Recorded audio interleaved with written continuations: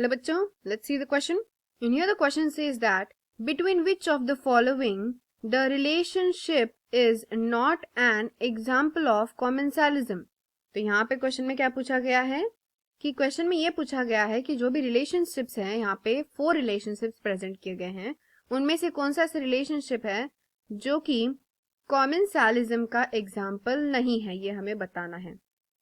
ठीक है, तो लेट्स सी कौन सा कॉमेंसालिज्म का एग्जाम्पल नहीं है. तो बेसिकली यहाँ पे जो एग्जाम्पल मेंशन किया गया orchid and the tree that in which it's grow. तो बेसिकली ऑर्किड जो है वो मैंगो ट्री पे ग्रो करता है. मैंगो ट्री के ऊपर या फिर मैंगो ट्री का जो ब्रांच है उसके ऊपर एक एपिफाइट की तरह क्या करता है, ग्रो करता है. किस लिए? क्योंकि ऑर्किड को क्या चाहिए, सनलाइट चाहिए.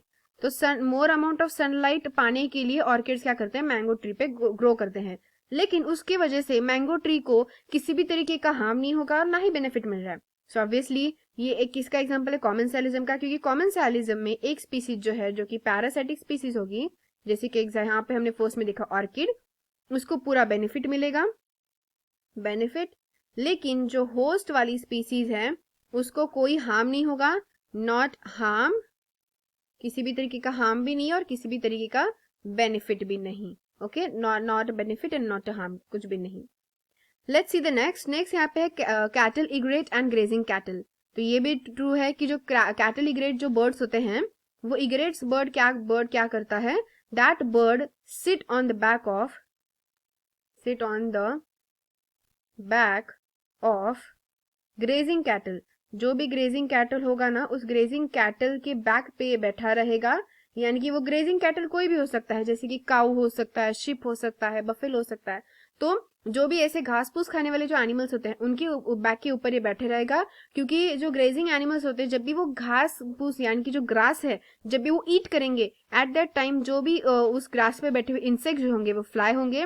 और उन इंसेक्ट्स को कौन खाएगा, ऑब्वियसली ये जो इग्रेट बर्ड्स होते हैं वो खाएंगे, यानी उनके लिए फूड हो गया. तो ऑब्वियसली यहाँ पे इग्रेट जो है उसको पूरा क्या मिल रहा है, इग्रेट को सारा मतलब यहाँ पे क्या मिल रहा है, उसको जो भी चाहिए वो नीड मिल रहा है फूड का. लेकिन उसके वजह से जो ग्रेजिंग एनिमल है, चाहे वो काऊ हो, शिप हो, तो उसको क्या नहीं हो रहा, कोई हार्म नहीं हो रहा, ना ही कोई बेनिफिट मिल रहा है. So that's also an example.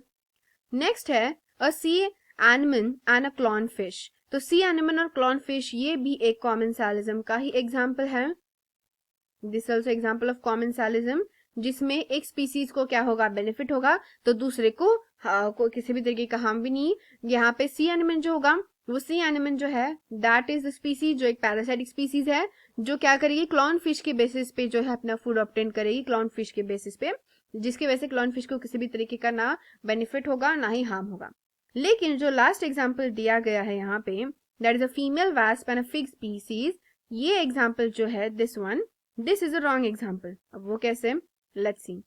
तो यहाँ पे हम देखते हैं बेसिकली जो फीमेल वास्प है, फीमेल वास्प, उस फीमेल वास्प के बेसिस पे क्या होता है, ये जो फिग स्पीसीज है ना, ये फिग एक फ्लावर है, फिग फ्लावर. ओके, तो ये फिग फ्लावर जो है, उस फिग फ्लावर के ऊपर ये क्या करते हैं, फीमेल वास्प आ जाते हैं.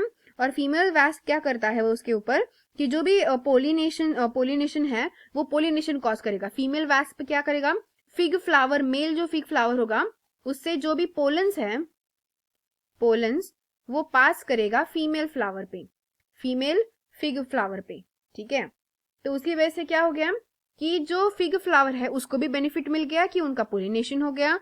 लेकिन उसकी वजह से फीमेल फ्लावर जो है उसको फिग फ्लावर का जो फ्रूट है, वो फ्रूट जो है वो खाने के लिए मिल गया फॉर फूड पर्पस.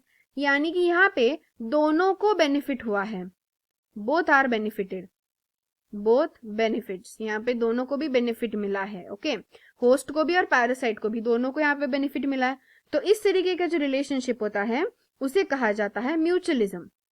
उसे क्या कहा जाता है, रिलेशनशिप को, such relationship is called as the mutualism. इस तरीके के रिलेशनशिप को म्यूचुअलिज्म कहा जाता है.